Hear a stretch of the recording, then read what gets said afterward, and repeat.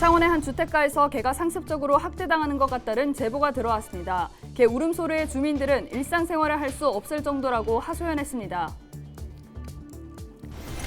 경남의 대표 독립 만세운동인 창원 4.3 삼진의거에서 순국한 파리사를 모신 파리사 묘역이 국가관리 묘역으로 지정돼 국가가 직접 체계적인 관리에 나섭니다.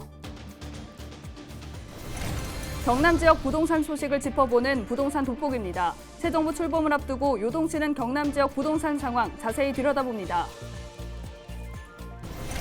건조한 날씨 속 산불 원인은 대부분 부주입니다. 그중 담뱃불로 인한 화재가 잦은데요. 담뱃불이 얼마나 위험한지 실험을 통해 알아봅니다.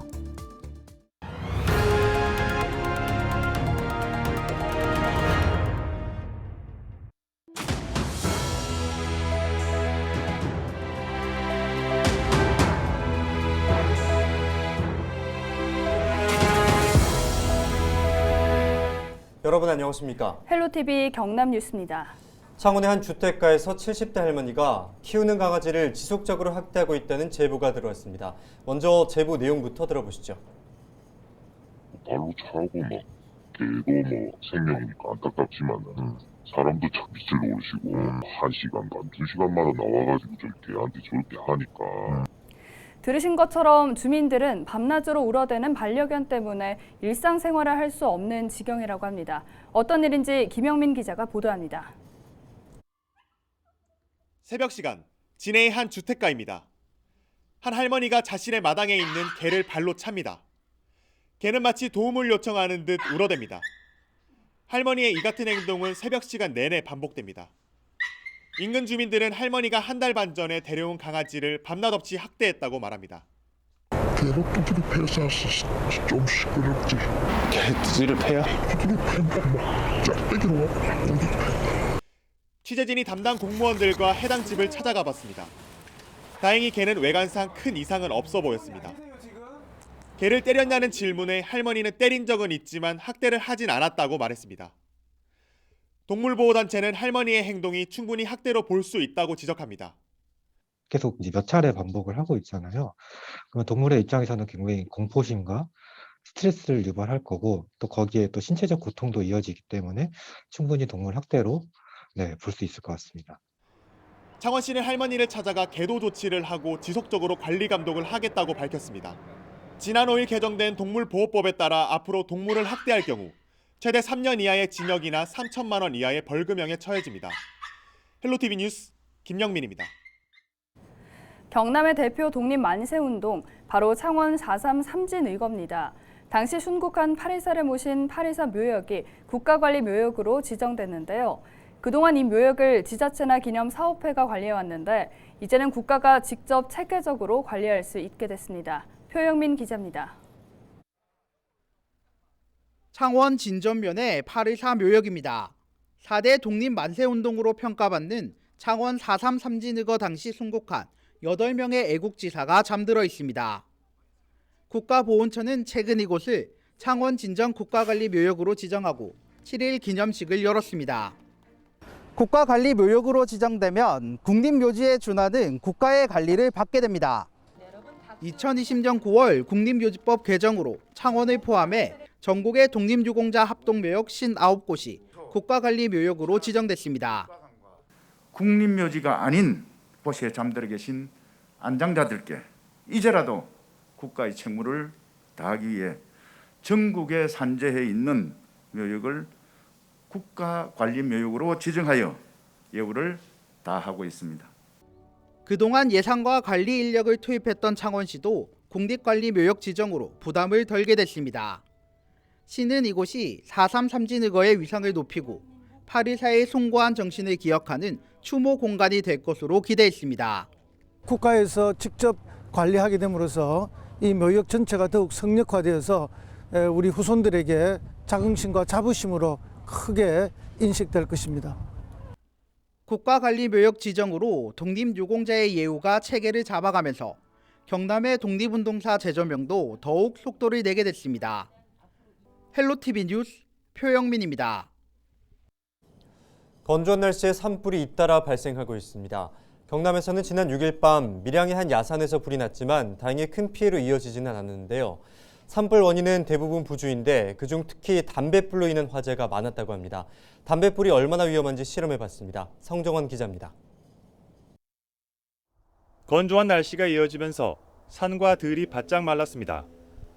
지난해 12월부터 올해 2월까지 석 달간 강수량은 13mm, 평년 대비 15%로 역대 가장 적었습니다. 소방서의 도움을 받아 담뱃불이 큰 불로 번지는 과정을 실험해봤습니다.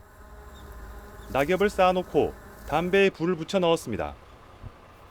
낙엽 사이에 열이 모아지고 10분쯤 지나자 연기가 피어오르기 시작합니다. 15분 뒤에는 불꽃이 치솟더니 순식간에 낙엽 더미를 태웁니다. 차량에서 담배꽁초를 버리면서 산불 화재가 일어난 경우도 많이 있기 때문에 꽁초로 인한 화재는 대부분 이제 건조한 날씨로 인해서 이제 습도가 없기 때문에 그로 인하여 화재 발생률이 더 높아져서 이제 건조하면서 바람과 같이 일어났을 때 가장 화재가 많이 발생하고, 한편에는 선풍기를 틀어 얼마나 바람의 영향을 받는지 비교했는데 10분 만에 불이 붙었습니다. 국립산림과학원이 담뱃불을 실험한 결과를 보면 864번 시도에 80차례, 10% 정도가 발화로 이어졌습니다. 발화 조건을 보면 풍속은 초속 1.34m로 사람이 느낄 수 있을 정도의 바람이 불어야 합니다. 습도는 건조주의보 기준인 35%보다 낮은 10%대에서 불이 나기 쉽습니다. 특히 낙엽이 가루가 돼 쌓여 있거나 굵은 담배일 경우 불이 날 가능성이 높습니다. 금년처럼 특히 건조한 대기와 강풍이 부는 날씨가 지속될 경우 산림 내 낙엽이 바짝 말라있기 때문에 담뱃불 등의 작은 불씨가 큰 산불로 이어질 수 있습니다. 그렇기 때문에 숲 근처에서는 담배나 라이터 등의 화기를 취급할 때 주의하셔야 합니다. 최근 3년 동안 전국에서 발생한 화재 가운데 15%인 18,000여 건이 담배꽁초가 원인이었습니다. 무심코 버린 꽁초가 재앙으로 돌아올 수 있는 만큼 각별한 주의가 필요합니다. 헬로티비 뉴스 성정환입니다.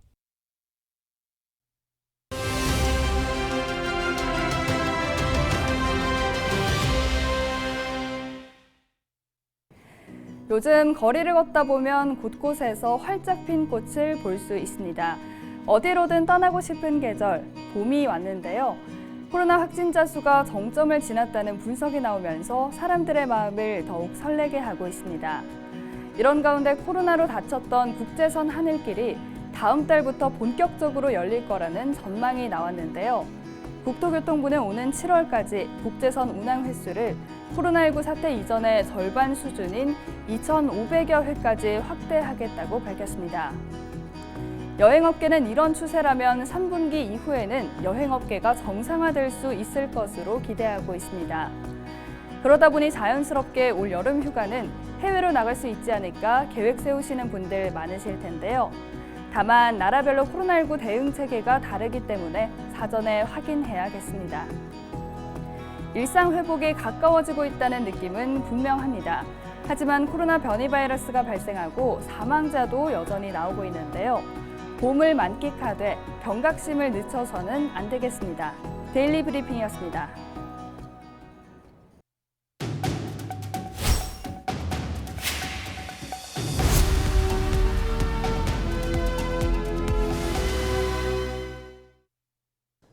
헬로티비 뉴스에서는 우리 지역의 부동산 소식에 대해 짚어보는 부동산 돋보기 코너를 마련했습니다. 이번 시간에는 오는 5월 출범할 새 정부의 인수위원회가 다주택자의 양도소득세 중과를 1년간 한시 배제하기로 결정하면서 경남을 포함한 지방의 주택 매물과 가격의 변동에 따른 영향을 알아봅니다. 전화로 창신대 부동산금융학과 정상철 교수 연결되어 있습니다. 안녕하십니까? 네, 안녕하십니까. 창신대학교 부동산학과의 정상철 교수입니다. 네, 대통령직 인수위원회가 지난달 31일 다주택자에 대한 양도소득세 중과를 1년간 한시적으로 배제하겠다는 방침을 밝혔습니다. 때문에 전국 다주택자들의 고민이 깊다는 말도 나오는데요. 경남 부동산 시장에도 영향이 있습니까? 네, 영향을 받습니다. 경남에도 다주택자들이 들어있기 때문에 영향을 받을 수밖에 없습니다. 사실 양도소득세 중과를 배제한다는 것은 차기 정부가 말하는 규제를 완화하면서 공급을 늘린다는 하나의 방편이라고도 말할 수 있죠. 따라서 그 양도세가 완화되면은 집할 사람이 많아질 겁니다. 지금 전국 광역시도 그 아파트 매물 증가가 급증하는 추세입니다. 다주택자 1년간 양도세 중과 배제 방침에 따라 전국 매물이 사흘째 약 3천 가구 정도 늘었다고 하죠. 쉽게 말해서 똘똘한 한 채만 남기고 나머지는 팔자는 심리가 작용한다고 봐야죠. 네, 결국 지방의 아파트 매물이 증가하는 추세라고 하는데 경남의 아파트가 많은 도시를 중심으로 매물이 더 늘어날까요? 어떻게 보십니까? 네, 그렇습니다. 경남은 현 정부의 부동산 규제를 피해 서울 수도권 투자자들이 갭 투자를 많이 한 곳이라 그들이 사들인 매물들이 시장에 나올 가능성이 있다고 봅니다. 실제 작년에 창원 같은 경우는 애지 투자자들이 대거 싼 아파트를 대단위로 매입하는 이른바 갭 투자의 대상이 되기도 했죠. 따라서 양도세 일시적 완화는 시장에 매물을 내놓게 하는 모티브가 되기도 할 것 같습니다.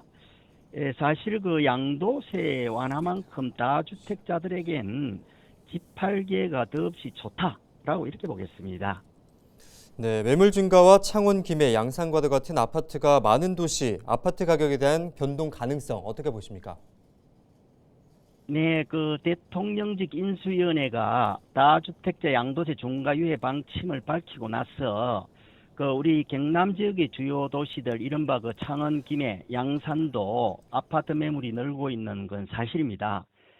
하지만 적용 시점은 이달부터인지 아니면 다음 달 새 대통령 취임 후 5월 11일부터인지 아직까지 적용 시점은 정해지지 않는 상태인데 실제 아파트 가격의 변동 가능성은 어느 정도 될지 저도 조심스럽게 지켜볼 뿐입니다.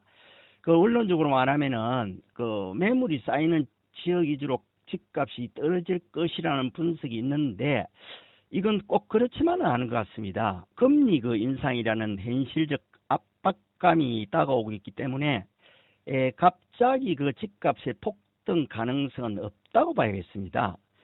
특히 창원, 김해, 양산은 그동안 아파트값이 많이 올랐기 때문에 규제를 푼다고 해서 아파트값이 급등할 가능성은 낮고 오히려 관망세로 돌아설 가능성이 높다고 보겠습니다. 그렇다면 아파트나 주택 마련을 준비하는 분들에게는 어떤 준비가 필요할까요? 조금 더 지켜봐야 할지 아니면 서둘러 준비를 시작하는 게 좋을지 어떻게 보십니까? 네, 그렇습니다. 부동산 정책을 알면은 내 집 마련도 앞당길 수가 있다고 봅니다. 큰 틀에서 보면은 앞으로 들어설 새 정부가 250만 채 공급을 세우고 있는 만큼 집값 폭등은 급증하지 마라. 난 그런 시그널을 계속 시장에 보내고 있다고 봐야겠죠. 따라서 내 집 마련 실수요자 입장에서는 너무 서두르기보다는 좀 더 시장 상황을 지켜볼 필요가 있다고 봅니다.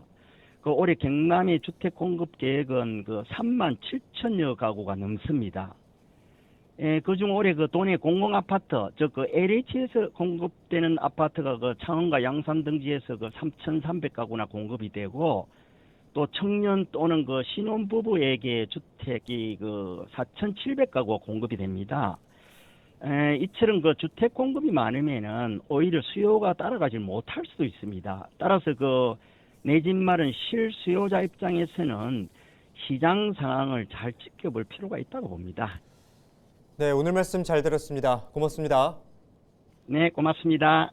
지금까지 부동산 돋보기였습니다.